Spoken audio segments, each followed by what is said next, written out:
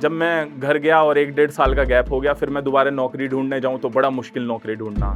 सारी जगह धक्के खाए। जैसे आप मॉल में जाते हो, कपड़े की दुकान देखते हो और वहाँ पे टी-शर्ट पहनते हो और पहनने के बाद ऐसे ही उतार के डाल देते हो। फिर उतारने के बाद जो उसे तह मारता है ना कपड़े को, वो तह मारने वाला लड़का था मैं। मैंने एक बिज़नेस स्टार्ट करा। बिज़नेस स्टार्ट करा मैंने पान की शॉप। हमने ऐसी प्रिपेयर करवाई एक लोहे की ठेली और उसपे सामने आपको स्क्रीन पे भी दिख रही होगी ऐसी थी और ऊपर पनवाड़ी लिखवाया। एक आंटी आई, थोड़ी सी हेल्दी सी थी, थोड़ी सी, और उन्होंने हमसे आके बोला कि भाई फायर पान खिलाओ, और मेरा मुंह जल गया ना, मैं तुम्हें मारूंगी बहुत, और खिला मैं ही रहा था। गाड़ी से जा रहा था अपनी गर्लफ्रेंड से मिलने, वही कॉलेज वाली गर्लफ्रेंड से मिलने जा रहा था, और जाते जाते ना मेरे दिमाग में एक क्वेश्चन आया।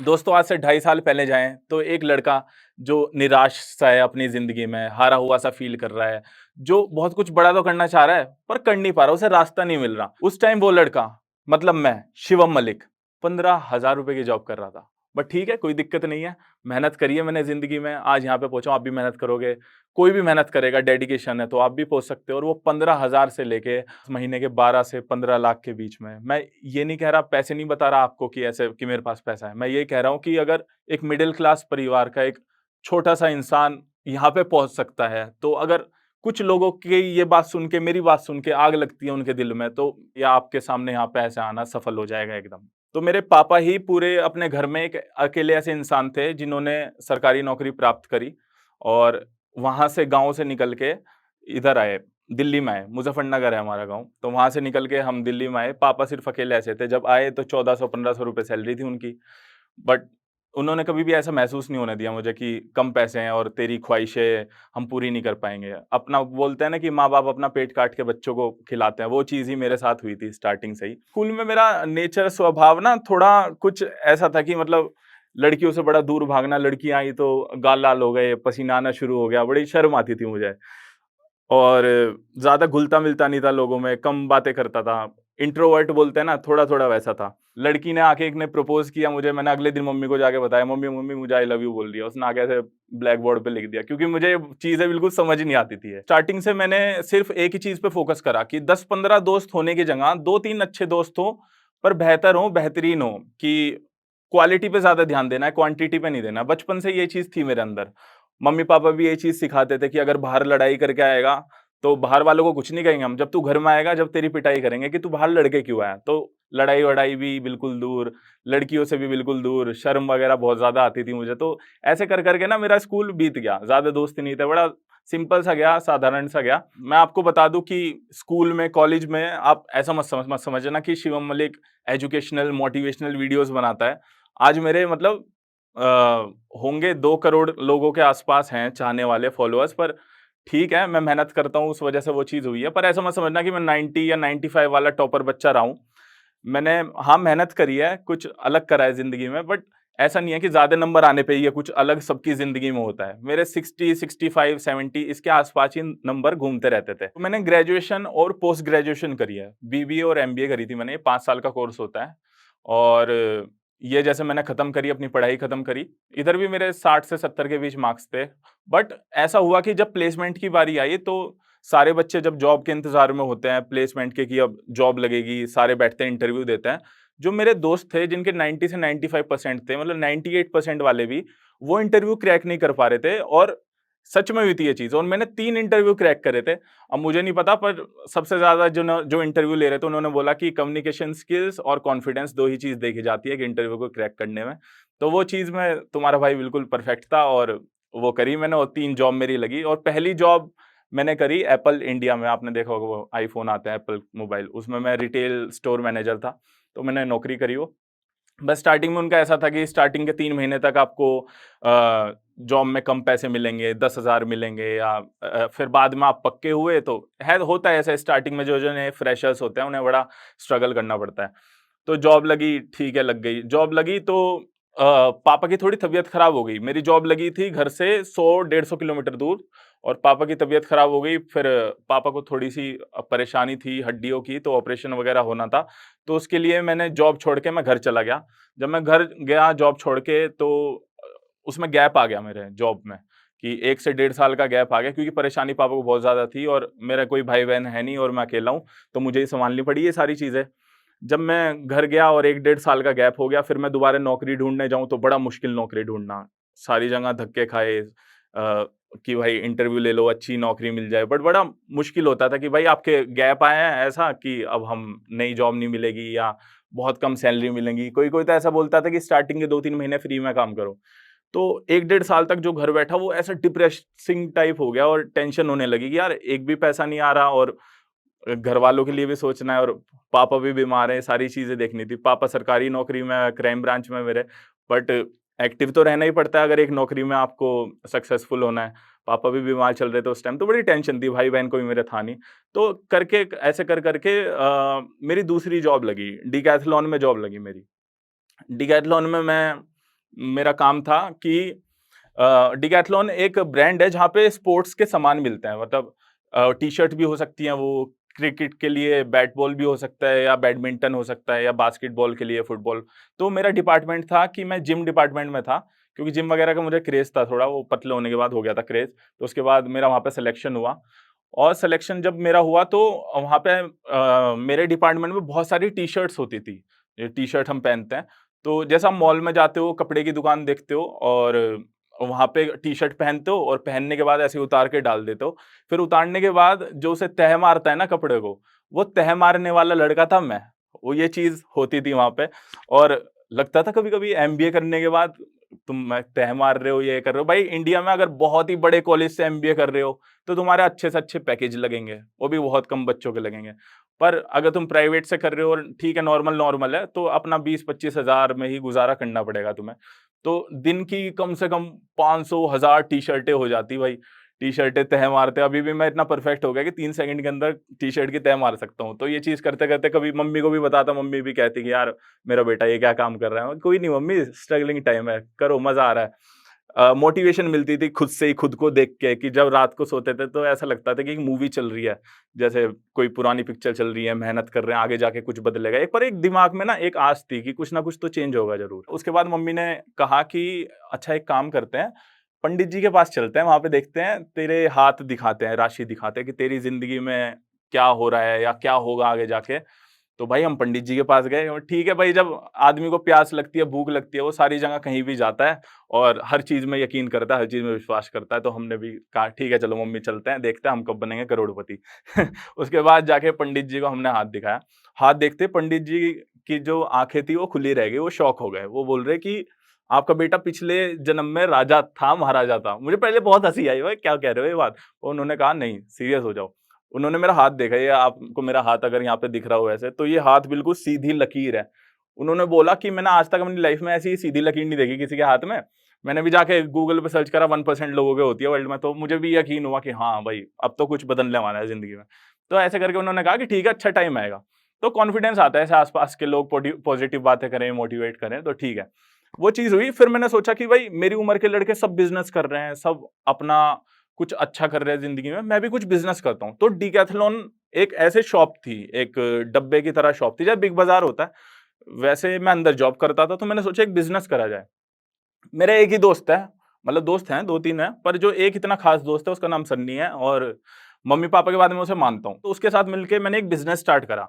बिज़नेस स्टार्ट करा मैंने पान की शॉप का। मैंने सोचा कि यार ग्रेटर नोएडा की बात है, तो मैंने सोचा कि ग्रेटर नोएडा में एक पान की दुकान नहीं है। पान की वैसी नहीं, वो तम्बाकू-वम्बाकू वाले। चॉकलेट पान, फायर पान, गूंडी पान, स्ट्रॉबेरी पान, वेनिला पान, ये हमने कनॉट प्लेस में खाए थे सबसे पहले। तो हमने सोचा ग्रेटर नोएडा में ये चीज़ लाई जाती है और ये बिज़नेस बहुत ज़्यादा हिट करेगा। तो हमने एक ठेली प्रिपेयर करी। ठेली जैसे आपने देखा होगा, वो आइसक्रीम वाला साइकिल चलाता है और पीछे पूरी की पूरी आइसक्रीम का डब्बा होता है।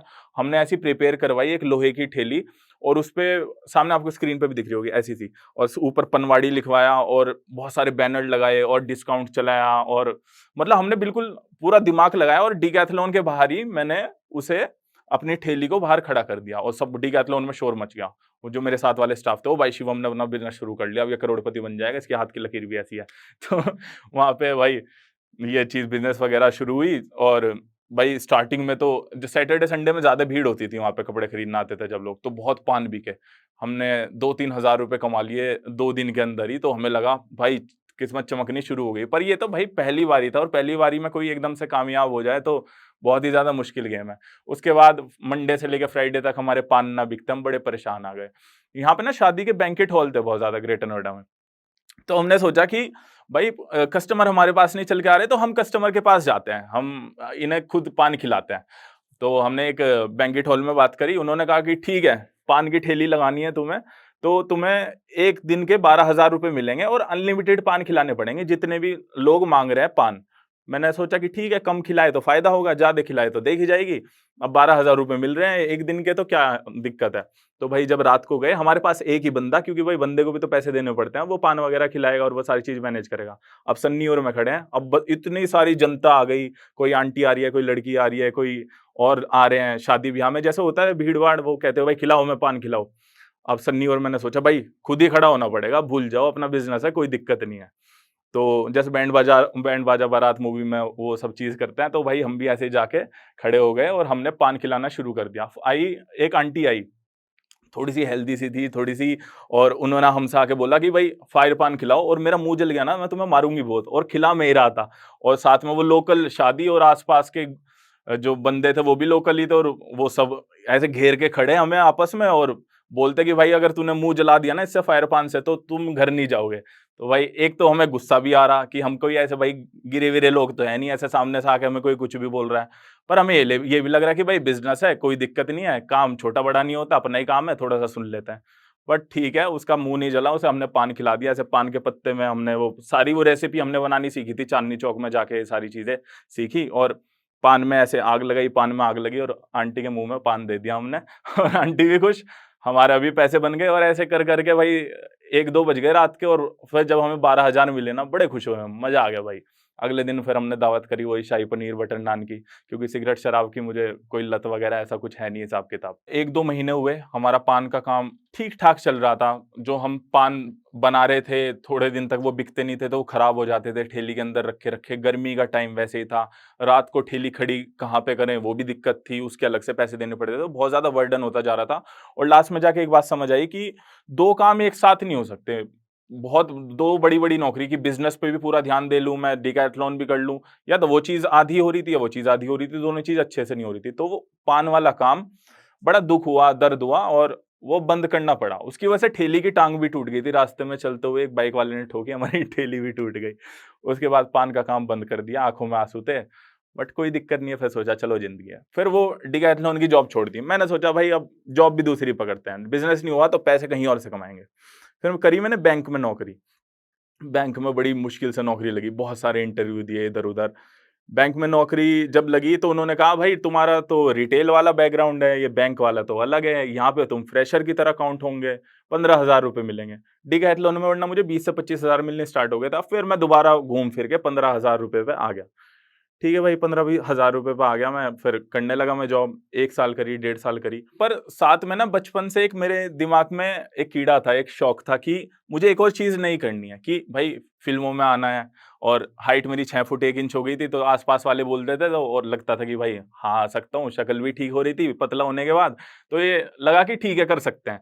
तो मैंने सोचा कि क्या करूँ, कैसे जाऊँ फ़िल्मों में? घरवाले बोलते थे, "भाई मुंबई में जाएगा तो बॉलीवुड वाले तेरी किडनी-विडनी बेच देंगे।" भाई घरवालों के, ये तो हमारे पुराने ख़यालात के हैं, तो जैसे उन्हें बातें बोली जाती थी, तो उनके दिमाग में ऐसी बातें हैं। तो मैंने सोचा कि टिकटॉक पे वीडियोज़ बनाते हैं। टिकटॉक का नाम म्यूज़िकली था पहले, तो वहाँ पे वीडियोज़ बनाई, कबीर सिंह की एक्टिंग कर ली, कभी कुछ कर ली, कुछ नहीं पता था, ऐसी वीडियो बना ली खुश रहने के लिए कि थोड़ा-सा फ़ील आए कि हम भी बॉलीवुड के हीरो हैं या हम भी एक्टिंग कर रहे हैं। तो ऐसी वीडियोज़ बनाते-बनाते हो गए होंगे मुझे 3-4 महीने हो गए होंगे, डेली वीडियोज़ बना रहा हूँ, कुछ फ़ायदा नहीं हो रहा है और व्यूज़ नहीं आ रहे हैं। बट मुझे व्यूज़ वगैरह का कुछ भी नहीं था, बस ये था कि वीडियोज़ बनाऊँ, अपने अंदर का जुनून है ना, वो निकालूँ। तो ऐसे ही करोल बाग की बात है, मैं गाड़ी से जा रहा था अपनी गर्लफ्रेंड से मिलने, वही कॉलेज वाली गर्लफ्रेंड से मिलने जा रहा था, और जाते-जाते ना मेरे दिमाग में एक क्वेश्चन आया, तो मैंने गाड़ी को साइड में लगाया सर्विस रोड पे और क्वेश्चन पूछा, टिकटॉक की वीडियो मतलब टिकटॉक एप्लीकेशन ऑन करके एक वीडियो रिकॉर्ड करी कि दोस्तों एक सरकारी नौकरी से रिलेटेड मैं आपसे एक क्वेश्चन पूछता हूँ। तो मैंने एक क्वेश्चन पूछा और जैसे मैं वो वीडियो बनाई अपलोड कर दी, मैं गया गर्लफ्रेंड के साथ, खाया-पिया, गोलगप्पे-वोलगप्पे, घर आया। जब घर आया तो सारी जगह से फ़ोन आने शुरू हो गए कि भाई तू तो स्टार बन गया। अगले दिन जब मैं उठा कि सब बोल रहे रातों-रात स्टार बन गया, 80 मिलियन, 100 मिलियन एक ही वीडियो पे और 2-3 हज़ार से फॉलोवर मेरे 3 साढ़े 3 लाख हो गए सिर्फ एक ही वीडियो से। टिकटॉक पे बहुत आसान होता था फॉलोअर्स बढ़ना। तो वो वीडियो बनाने के बाद मैंने सोचा कि भाई अब मेरे हो चुकी है रेलगाड़ी स्टार्ट, अब मुझे इसे धक्का देना है, जितनी ज़्यादा कोशिश करूँगा उतने ज़्यादा मैं आगे जाऊँगा। मैं फिर से वो एक्टिंग वाली वीडियोज़ बनाता, उन पे व्यूज़ ना आते, पर मैं ऐसी गवर्नमेंट जॉब से रिलेटेड वाली वीडियोज़ बनाता, उन पे व्यूज़ आते, पर क्वेश्चन भी कितने लाऊँ? 3 क्वेश्चन, 4 क्वेश्चन, 5 क्वेश्चन, वो खत्म हो गए क्वेश्चन, अब क्या करूँ भाई? फिर मैंने दिमाग लगाया, शांति में बैठा, मैंने सोचा कि जनता को मज़ा किस चीज़ में आ रहा है? कि मैं उन्हें कुछ नया सिखा रहा हूँ, कुछ वैल्यू एडिंग कंटेंट है मेरा कि दूसरों की ज़िंदगी में कुछ वैल्यू ऐड हो रही है, वो कुछ नया सीख पा रहे हैं। इन क्वेश्चन के ज़रिए या उन्हें कुछ मज़ा आ रहा है एंटरटेनमेंट पर्पज़ से या कुछ ऐसा ही, बट उन्हें मज़ा आ रहा है, मैं क्वेश्चन पूछ रहा हूँ, कमेंट्स बढ़ रहे हैं। तो फिर मैंने ऐसी वीडियोज़ बनानी स्टार्ट करी, जो दूसरे लोगों की हेल्प हो, जिन वीडियो की मदद से। जैसे कि स्किन केयर से रिलेटेड मैंने बना दी, या मैंने बना दी फिटनेस से रिलेटेड, या मोटिवेशन वीडियोज़ बना दी। मतलब आप 40-50 सेकंड तक मेरी वीडियो देखोगे, लास्ट में आप कुछ ना कुछ सीख के जाओगे। तो ये जब चीज़, ये लाइन मैंने पकड़ ली, ये रेलगाड़ी मैंने पकड़ ली, तो लास्ट तक जाते-जाते मेहनत करी, बहुत ज़्यादा मेहनत करी, और 1 डेढ़ साल के अंदर फिर लॉकडाउन वॉकडाउन हुआ, कोरोना आया, और उसके बाद मेरे 7 मिलियन मैंने फॉलोअर्स कर लिए थे। लॉकडाउन के अंदर, लॉकडाउन से पहले 2 मिलियन थे, और लॉकडाउन के अंदर-अंदर 5 मिलियन बढ़ा लिए थे, तो टोटल 7.1 हो गए। तो भाई मुझे लगा मज़ा आ गया भाई ज़िंदगी में, अब बैंक में जॉब कर रहे थे और साथ में ये चीज़ भी हो गई। अब बात आई कि इस एप्लीकेशन से पैसे कैसे कमाएँगे? तो पहली मेरी कमाई ₹500 थी इस एप्लीकेशन से। ऐसे पहले ना, जैसे पता नहीं होता ना कि पैसे कैसे कमाने हैं, तो ब्रांड्स ना स्टार्टिंग में कुछ भी बोल के आपको कम पैसे दे देते हैं, या कुछ आपका पागल-शागल बना देते हैं। अब तो जाके समझ आ गई कि कितनी वैल्यू है, कितने पैसे माँगना है। ₹500 जैसे ही मुझे मिले पहली बारी, मैं बड़ा खुश हो गया कि भाई अब ज़िंदगी मेरी टर्निंग पॉइंट आ गया है, मैं अपनी बैंक की जॉब छोड़ सकता हूँ, 15-20 हज़ार वाली, अब मैं अपना कुछ कर सकता हूँ। जैसे ही ₹500 मिले, अगले दिन ही न्यूज़ आई, मोदी जी वगैरह ने भी बताया, इधर-उधर से सारी चीज़ें पता लगी कि टिकटॉक अब बंद होने वाला है। तो टिकटॉक बंद होने वाला है, बड़ा दुःख था, आँखों में आँसू टाइप थे कि इतनी मेहनत करी, एक उम्मीद की किरण आई थी ज़िंदगी में, अब वहाँ से भी पैसे नहीं आएँगे, अब क्या करूँगा? मैं बैंक की जॉब भी नहीं छोड़ पाऊँगा, अब थोड़ा-सा पैरों पैरों पे अपना खड़ा होना शुरू हुआ था, वो चीज़ भी बेकार हो जाएगी।